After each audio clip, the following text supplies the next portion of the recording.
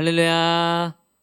예, 우리 금요성령 집회 오신 성도님들 환영합니다. 우리 한번 마음에 손을 얹고 우리 하나님께 한번 이렇게 고백했으면 좋겠습니다. 우리 하나님을 향해서 주님 내게 은혜를 주옵소서. 시작. 주님 내게 은혜를 주옵소서. 우리 이번에 앞뒤좌우 우리 성도님들 한번 바라보시면서 하나님께서 은혜 주실 겁니다. 복 주실 겁니다. 시작. 하나님께서 은혜 주실 겁니다. 복 주실 겁니다. 아멘. 예, 우리 오늘 주시는 말씀 에베소서 3장 7절에서 9절입니다. 에베소서 3장 7절에서 9절. 에베소서 3장 7절에서 9절.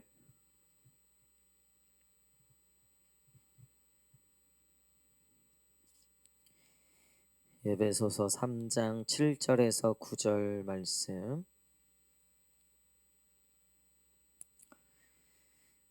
우리 세 절의 말씀인데요. 다 함께 한 목소리로 읽겠습니다. 시작. 이 복음을 위하여 그의 능력이 역사하시는 대로 내게 주신 하나님의 은혜의 선물을 따라 내가 일꾼이 되었노라. 모든 성도 중에 지극히 작은 자보다 더 작은 나에게 이 은혜를 주신 것은 측량할 수 없는 그리스도의 풍성함을 이방인에게 전하게 하시고 영원부터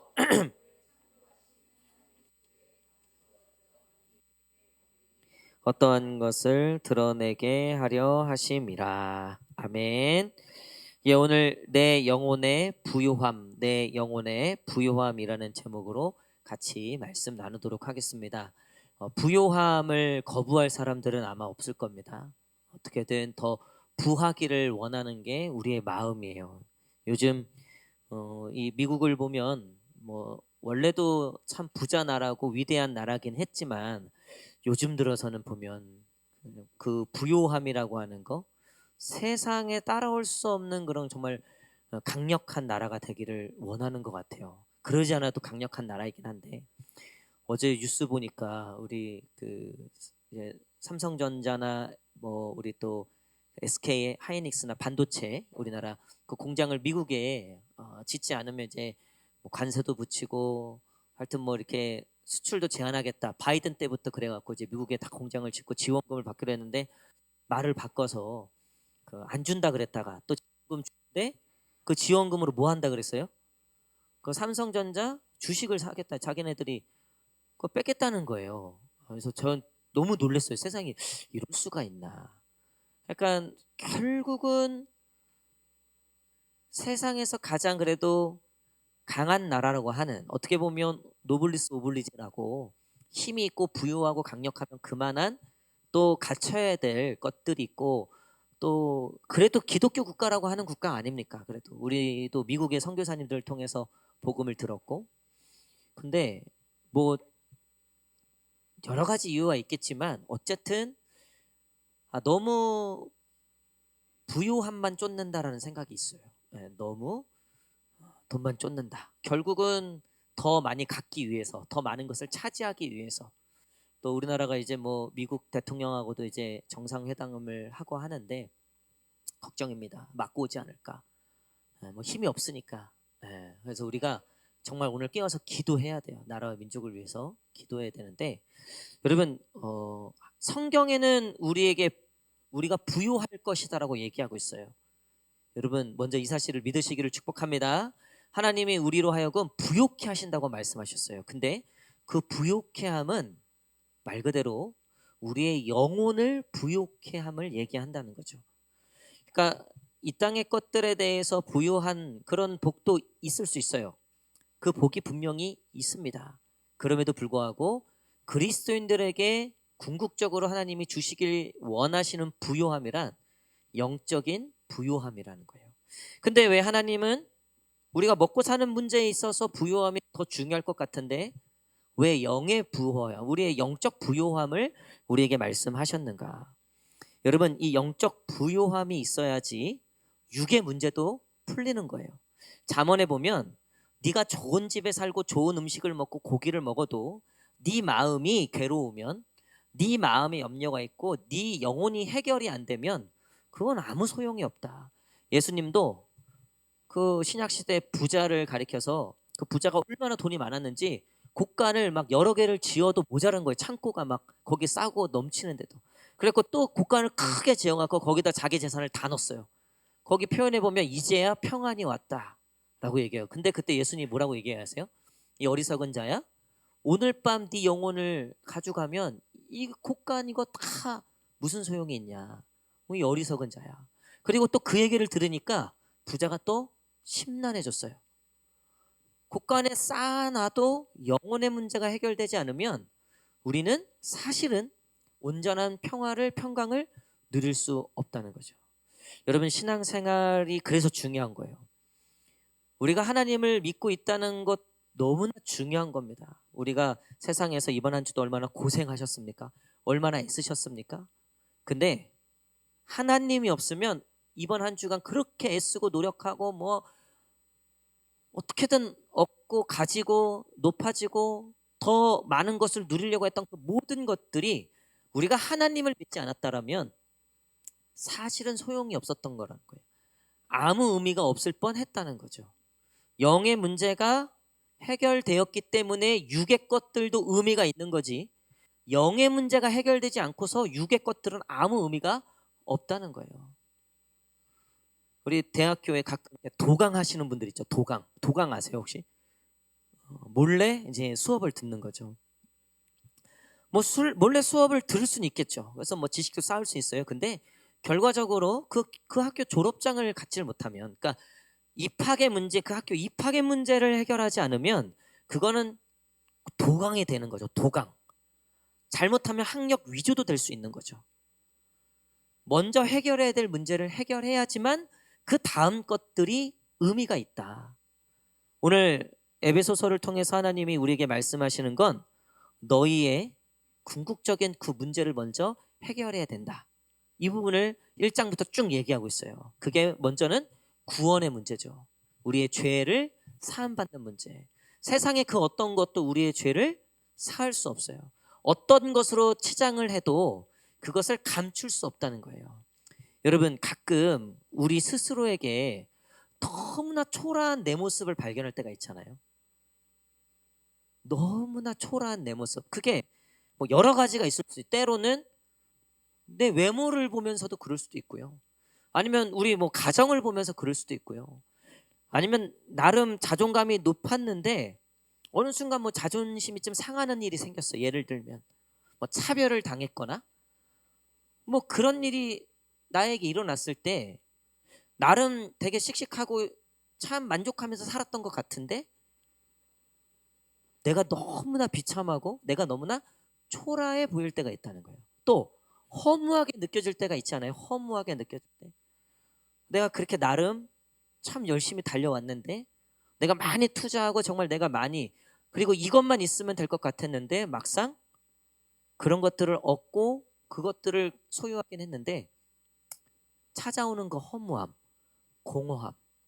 저는 제가 지금까지 느꼈던 공허함 중에 가장 공허함을 언제 느꼈냐면 신혼여행 갔을 때예요. 신혼여행 갔을 때. 오해하지 마세요. 결혼한 게 공허하다 그게 아니라 신혼여행에 발리라고 하는 곳에 신혼여행 갔는데 거긴 진짜 천국, 지상 낙원이더라고요. 뭐 절벽 위에 호텔이 있는데 바로 절벽 밑에는 바다예요.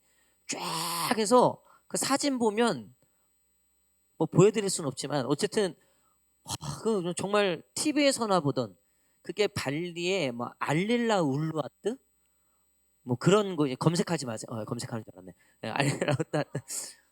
하여튼 진짜 좋아요. 우리 청년들 알릴라 울루아트 추천합니다. 일생에 한 번 가볼 만한데 겁나게 비싸요.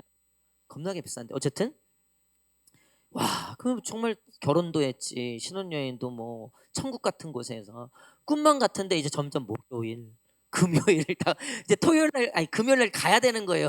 금요일 날 다시 비행기 타고 가는데 그냥 여기서 죽고 싶다라는 생각이. 그러고서 어쨌든 또 그래도 행복했죠. 행복했는데 야, 그 비행기 안에서 인천공항에 딱 도착하는 순간 야, 일장 충몽이었구나 이게. 이게 아무것도 아니었구나. 그게 지금도 딱 그 기억에 남아요. 여기 그냥 평생 이렇게 살았으면 좋겠다. 그리고 다시 일상으로 돌아오고 나니까 뭔지 모르게 찾아오는 허무함이라 그러기는 사모한테 너무 미안하지만 어쨌든 그게 있어요. 여러분, 우리가 큰 맘 먹고 한 30만 원 모아 갖고 뭐 비싼 호텔이나 뭐 뷔페나 뭐 어떤 뭐 그런 데 가면 좋죠. 그것도 감사하죠. 근데 그때뿐인 걸 참 많이 느껴요. 예. 여러분, 우리가 이 땅에 살아가면서 겪는 나 자신에게도 그렇게 열심히 했지만 참 그런 것들이 안 찾아왔으면 좋겠는데 참 나로 하여금 내 마음을 내 영혼을 힘들게 하는 것들이 찾아오더라는 거예요. 저는 최근에 참 우리가 겪는 많은 어려움 중에 이 관계의 어려움이 참 크다라는 생각이 들어요. 관계의 어려움.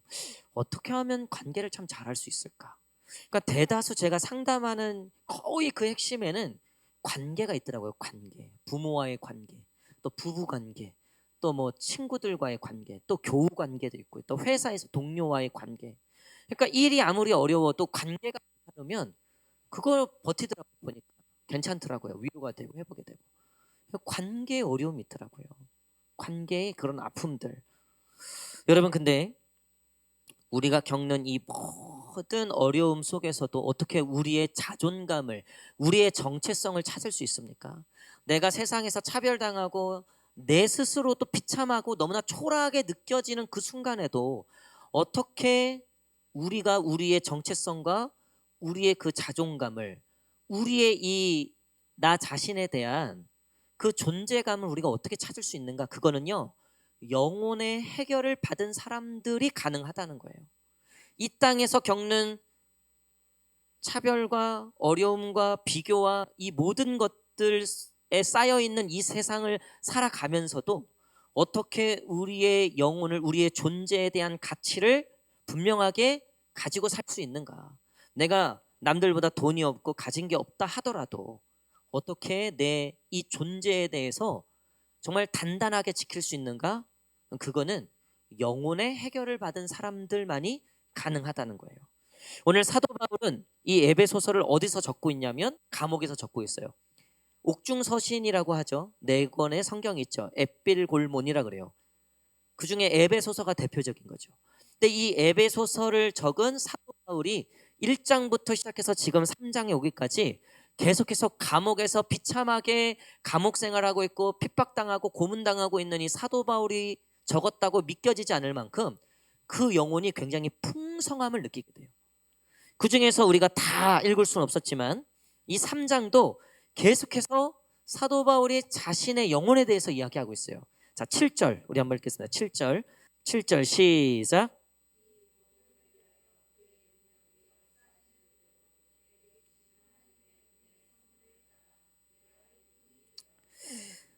지금 사도 바울은 하나님의 은혜의 선물을 받았다. 우리가 생각하는 하나님의 은혜의 선물, 이왕이면은 현금이면 좋고 눈에 보이는 것들이면 좋겠죠. 근데 사도 바울이 하나님한테 받은 은혜의 선물, 하나님께서 내게 주신 선물이 뭐냐? 첫 번째 뭐라고 얘기하냐면 내가 하나님의 일꾼이 된 거다라고 얘기하고 있어요. 하나님의 일꾼이 되었다. 그러니까 즉 사도 바울은 하나님을 위해서 사는 사람이 되었다는 거죠. 여러분, 이게 우리의 영혼이 근본적으로 하나님의 은혜 가운데 우리의 죄가 해결되고 우리의 영혼이 하나님으로 말미암아 완전히 변화된 사람들이 고백할 수 있는 부요함의 고백이라는 거예요. 여러분, 일꾼이라는 건 누구라도 싫어하죠. 사장이 되고 싶어 하겠죠. 그렇죠? 근데 사도 바울은 지금 하나님의 일꾼이 되었다는 것을 너무나 자랑스러워하고 있어요. 그리고 그게 하나님이 내게 주신 가장 큰 선물이다 라고 고백하고 있어요. 사랑하는 성도 여러분, 하나님을 위해서 사시는 저와 여러분 되시기를 간절히 축복합니다.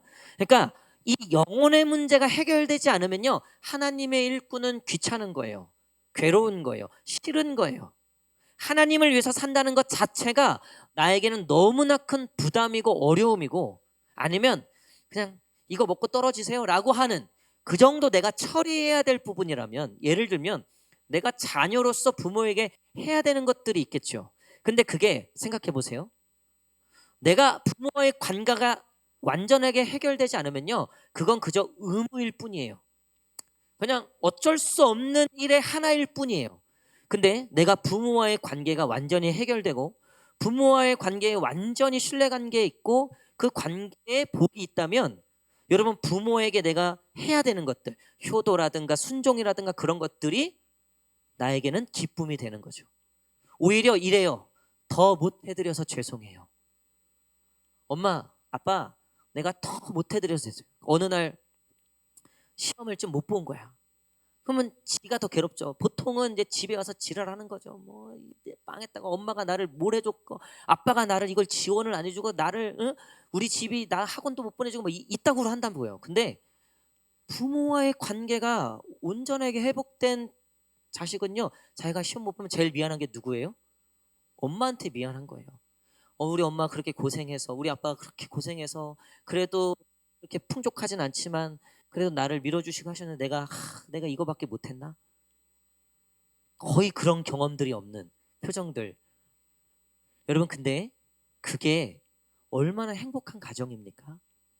우리가 생각하는 행복한 가정이 그런 가정 아닙니까? 남편은 아내를 위해서 뭘 팔았어요? 시계를 팔았고, 아내는 남편을 위해서 뭘 잘랐어요? 머리를 자른 게 아니에요. 머리카락을 자르고. 그날 만났더니 또 아내는 뭘 샀어요? 시계 줄을 샀고, 남편은 머리띠를 샀고. 와, 여러분, 서로를 위해서, 누군가를 위해서 내가 살아간다는 거, 여러분, 이거는 진짜 행복한 겁니다. 세상에 가장 불행한 사람이 있다고 성경은 얘기하고 있어요. 누구냐면 자기밖에 모르는 사람이라고 얘기하고 있어요. 지밖에 모르는. 우리 심하게 얘기할 땐 지밖에 몰라 이러죠. 보세요, 여러분, 지밖에 모르는 사람들 누가 좋아합니까? 세상에서 가장 존경받지 못하는 사람들이 지밖에 모르는 사람들이죠. 여러분, 우리가 누군가를 위해서 산다는 건 참 복된 일입니다. 그건 진짜 우리가 영혼의 부요함이 없으면 할 수 없는 거예요. 우리가 구제를 한다거나 선교 후원금을 보낸다거나 내 것을 희생한다는 거, 이거 그래도 그 영혼에 어떤 부요함이 있지 않고서는 할 수 없어요. 근데 궁극적으로 우리의 영혼의 부요함을 나타내는 증표는 뭐냐면 하나님을 위해서 산다는 거예요. 내가 나의 사는 모든, 먹는 거, 마시는 거, 입는 거, 앉으나 서나 다 누구를 위해서 한다? 하나님을 위해서 한다. 할렐루야.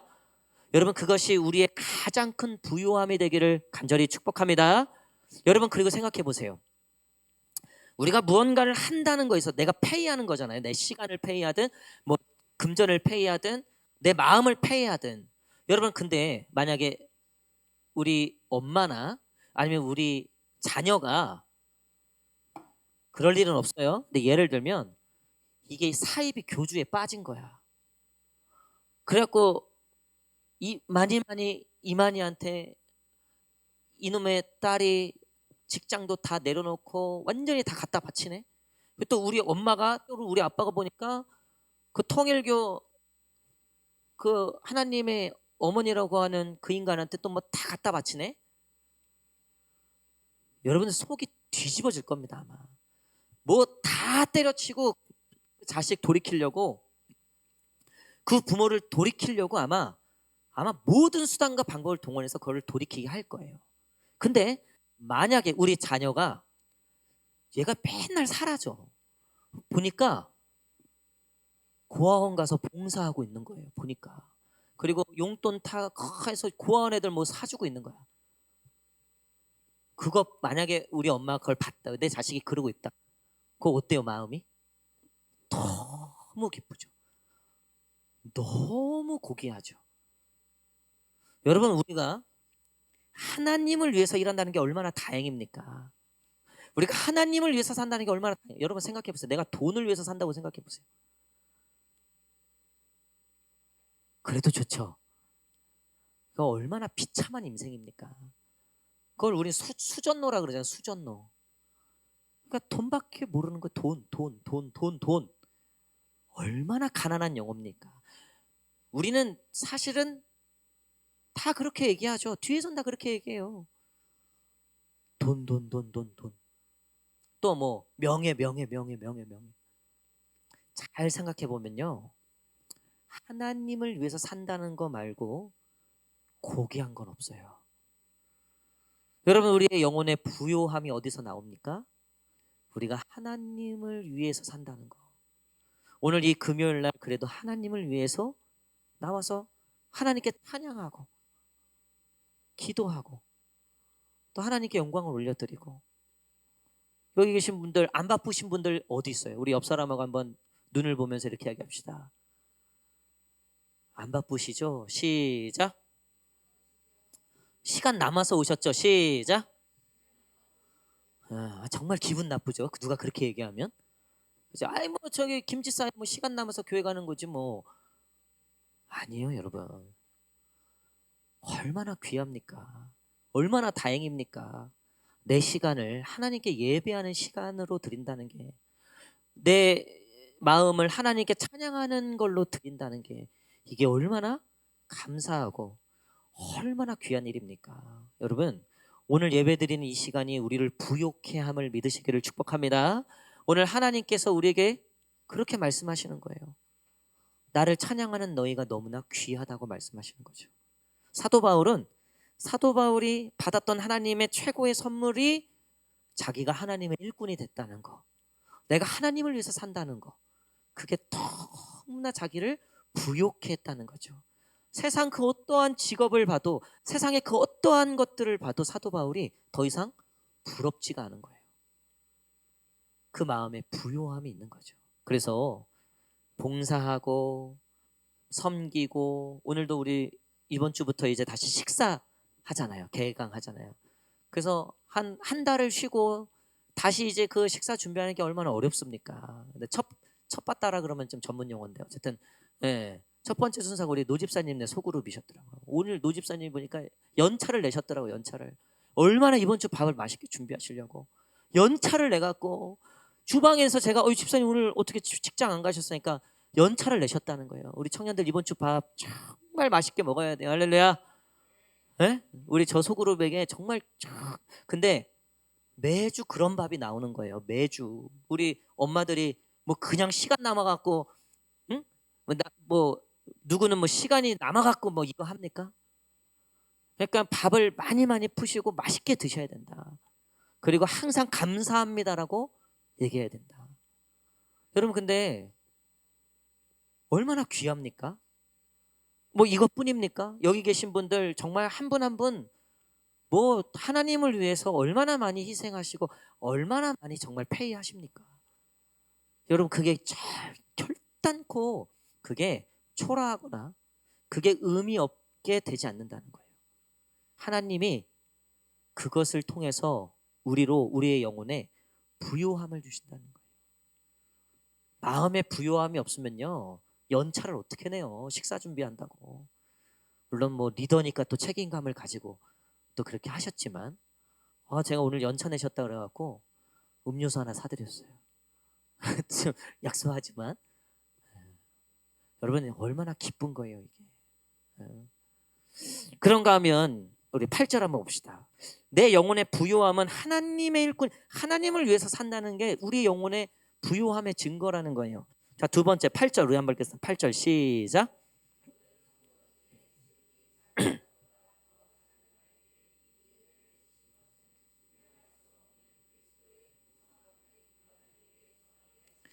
아멘.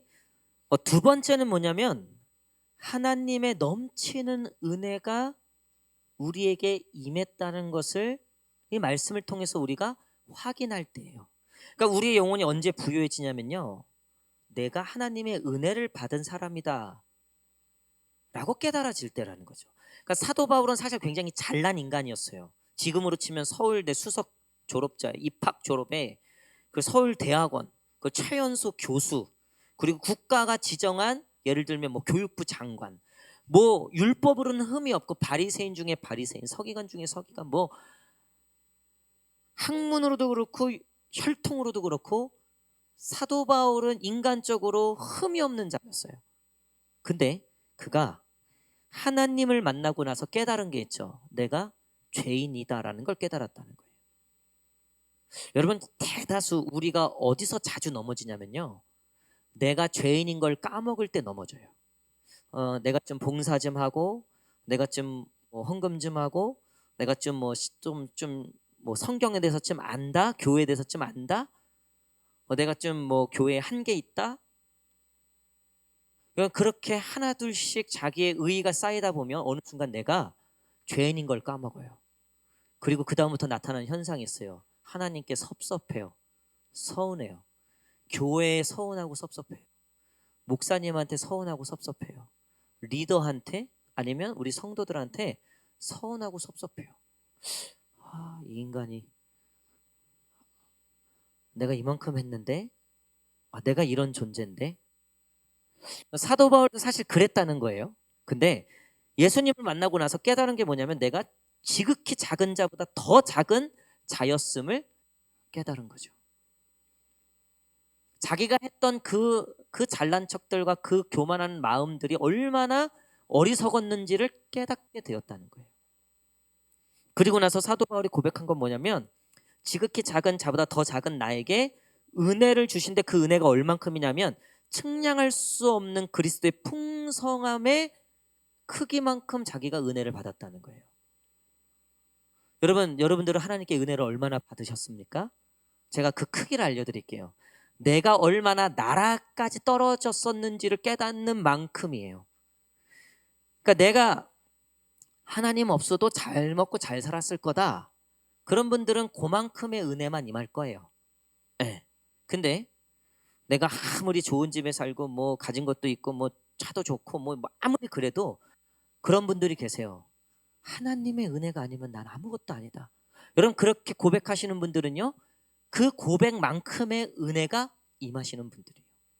제가 몇 번 말씀드렸고 언젠간 우리 교회 간증으로 한번 모시려고 하는데 저기 안양역 주인이 있다고 그랬잖아요. 제가 전에 섬겼던 교회.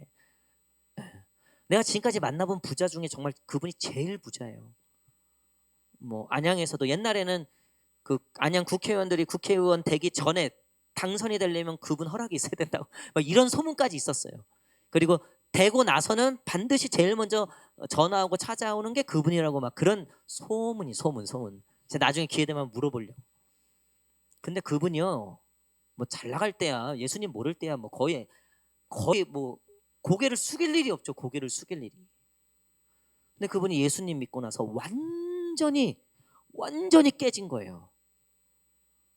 그리고 이분이 전도 훈련을 받는데 그 전도 폭발이라는 전도 훈련을 보면 제일 처음이 뭐냐면 내가 죄인인 걸 깨닫게 하는 거예요. 내가 죄인인 걸. 거기서 이분이 완전히 뒤집어진 거예요. 이분이 그 전도 훈련 거기서 간증을 하는데 자기는 정말 세상에서 정말 천상천하 유아독존이었다는 거예요. 특별히 안양에서는 거의 고개 숙일 일이 없었다는 거죠. 근데 하나님을 만나고 나니까 예수님을 믿고 나니까 자기가 얼마나 죄인이었는지를 정말 자기가 죄인 중에 죄인이었구나.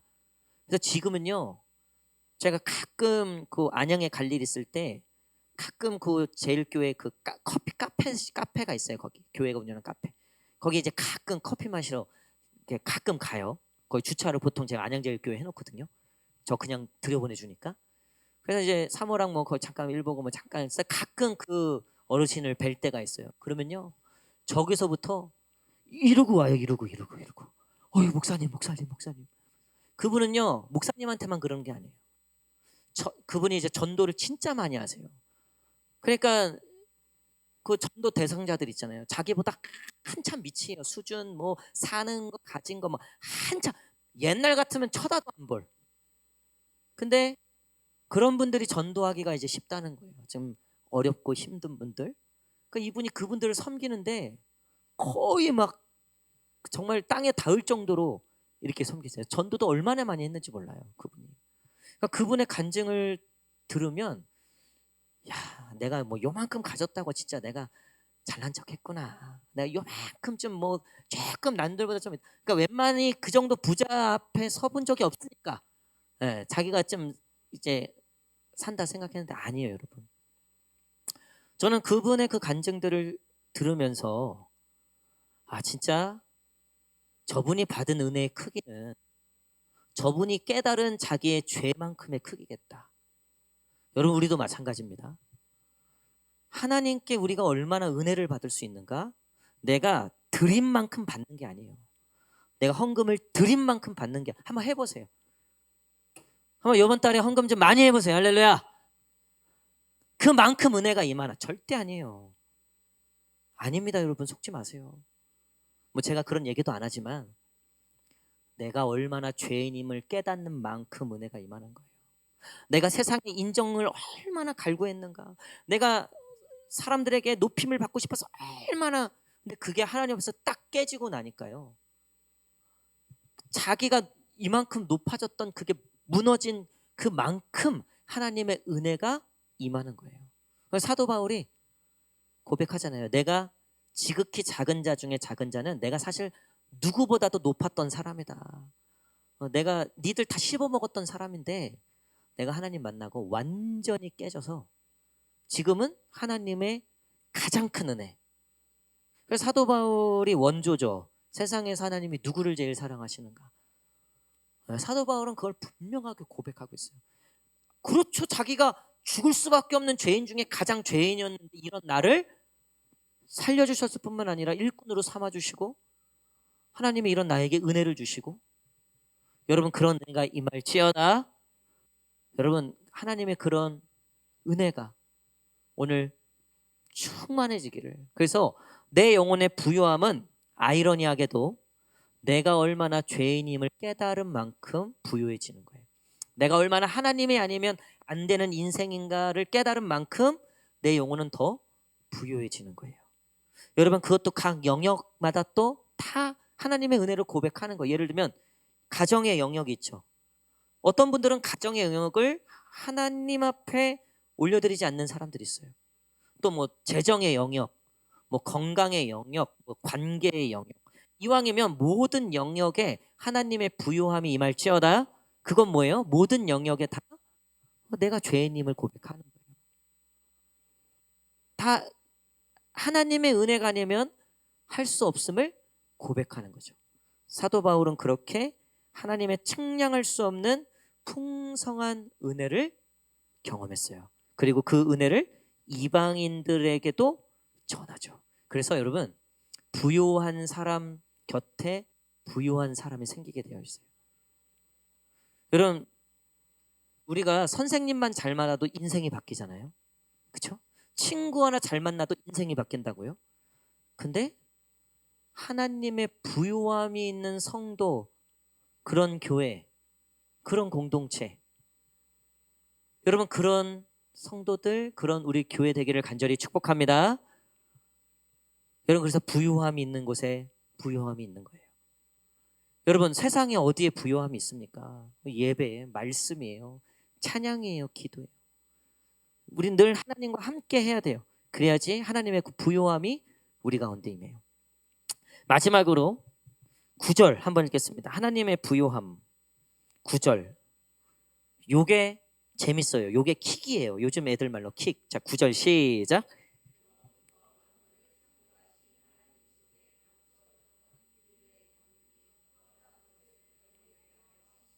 아멘.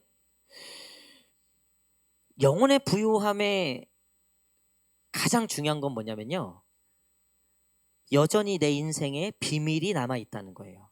이거는 다른 말로 제가 쉽게 설명해 드리면 아직 하나님의 수많은 복들이 열려지지 않은 채로 내 인생에 존재하고 있다는 거예요. 할렐루야. 그러니까 지금 사도 바울이 영원부터 만물을 창조하신 하나님 속에 감추어졌던 비밀의 경륜, 어떠한 것을 드러내게 하려 하심이라. 이게 드러내게 하려 하심이라가 완료형이 아니에요. 진행형이에요. 뭐예요? 계속해서 그 하나님이 감추어진 그 보물들을 계속해서 열어 제낀다는 거죠. 사도 바울은 하나님을 만난 뒤에 그의 인생, 죽을 때까지 그 평생이 사도 바울이 쓴 13권의 성경을 보면요, 항상 새로워요. 여기가 끝이겠지? 또 있어요. 여기가 끝이겠지? 또 있어요. 또 있어요. 신앙에 정체가 없어요. 계속해서 하나님이 새로운 것들을 부어주시는 거예요. 새로운 은혜들을 부어주시는 거예요. 하나님께서 새로운 길들을 열어주시는 거예요. 아직은 비밀이지만, 아직은 감추어져 있지만 분명히 나를 위해서 존재하고 계신 하나님의 그 은혜, 하나님의 능력과 하나님의 기적과 역사, 하나님께서 우리에게 베푸시는 그 은혜의 보따리들이 지금은 감추어져 있는 것처럼 보이지만 어떻게 된다고요? 그것들이 드러나게 될 것이다. 할렐루야. 여러분, 우리 이런 적 있잖아요. 복권 사보신 적은 없으시죠? 있으실 수도 있고요. 저는 그 중학교 때 형들하고 목욕탕, 토요일 날 목욕탕 가서 그때 그 복권이 200원, 300원 했거든요. 그 바로 즉석 복권. 장난으로 이제 그냥 재미로 이렇게 몇 번 해본 적 있어요. 꽝도 있지만 뭐 가끔씩 500원도 나오고 뭐 300원도 나오고. 근데 그거 살 때부터 마음이 부여해요, 안 부여해요? 일단 나는 일단 1억 당첨자예요. 일단 살 때. 그렇죠? 그러니까 긁기 전까지가 좋아. 긁기 전까지가. 그래서 긁지 않아. 그냥 그 기대감을 가지고 갖고 있다. 여러분, 근데 긁으면 뭐예요? 보통 꽝이죠. 이상하게 억은 나한테 이게 없어. 근데 하나님의 복권은 긁으면 긁을수록 꽝이 없다. 할렐루야. 우리에게 그게 이만큼 쌓여 있음을 믿습니다. 근데 어려울 때 한 장씩 꺼내서 긁는 거예요. 금요 성령 집회 때 긁고 주일날 긁고. 이 표현이 좀 저급한데 이해하기 쉽네. 그러니까 감추어져 있고 아직 드러나진 않았는데 그것들이 드러날 것이라는 건 이런 기대와 이런 부요함을 이미 소유한 마음이라는 거예요. 하나님이 이번 주일은 또 어떤 은혜를 주실까? 이번 주 큐티 가운데 또 어떤 은혜를 주실까? 하나님이 또 이번 주는 어떻게 역사하실까? 저는 앞에도 말씀드렸지만 요즘 진짜 나라와 민족을 위해서 기도를 참 개인적으로 많이 하는 것 같아요. 정말 무슨 일이라도 일어날 것 같아요. 이 나라가 정말 걱정이에요. 그럼에도 불구하고 기대하는 건 그래도 전 세계 이렇게 그래도 새벽으로 밤으로 수요일 날 금요일 날 모여서 기도하는 교회가 거의 한국 교회가 유일해요. 진짜로. 물론 여러 가지 문제도 많이 있지만 그래도 기도하는 성도들이 있으면 이 나라를 하나님이 지켜주신다. 그러니까 아직 긁진 않았지만 또 뭐가 나올진 모르지만 우리에겐 그런 기대가 있는 거죠. 그리고 여러분 또 제가 전에 한번 말씀드렸죠. 제가 우표를 모은 게 있다 그랬잖아요. 초등학교 때부터 벌써 한 30년이 됐어요. 지금 2권 풀로 갖고 있어요. 세트로 이렇게 기대하고 있어요. 언젠간 잭팟이 쳐지리라. 이 우표 중에 언젠간 이것들 중에 대박이 터지리라. 근데 제가 가끔 이렇게 한번 들어가면서 알아보는데 요즘 우표 모으는 사람이 없다. 수요가 없다 보니까 이게 별로 이렇게 그냥 종이 쪼가리 보니까. 그럼에도 불구하고 안 버리고 가지고 있는 건 혹시 모를. 우리가 뭐 주식이나 코인도 뭐 그런 거 아니에요? 저는 뭐 해보진 않았는데 얘기 들어보니까 혹시 모를 그날을 위해서 하나씩 2개씩. 여러분 근데 거기에는요 꽝이 많아요. 저도 예상컨대 아마 우표 그냥 결국 다 그냥 버릴 것 같아요. 그렇게 어렸을 때는 기대와 꿈을 가지고 정말 목숨 걸고 모았는데 근데 여러분 우리가 기도하는 거 오늘 주님께 기도드리는 거 여러분 여기에는 꽝이 없음을 믿으시기를 축복합니다. 오히려 하나님의 감추어진 아직 나에겐 아직 비밀이야. 근데 이미 하나님께서 예비하신 것들이 우리를 통하여 기도와 예배와 말씀을 통하여 하나씩 드러나게 되는 거예요. 여러분 그런 사람들은요 마음이 부요해요. 지금 가진 것 쥐뿔도 없으면서도요 왜 이렇게 자신감이 넘치는 거야 저 인간. 뭐 이렇게 뭐 믿음으로 확실하게 왜 이렇게 얘기를 똥똥거리면서 하는 거야. 그러니까 이해를 못하는 거죠.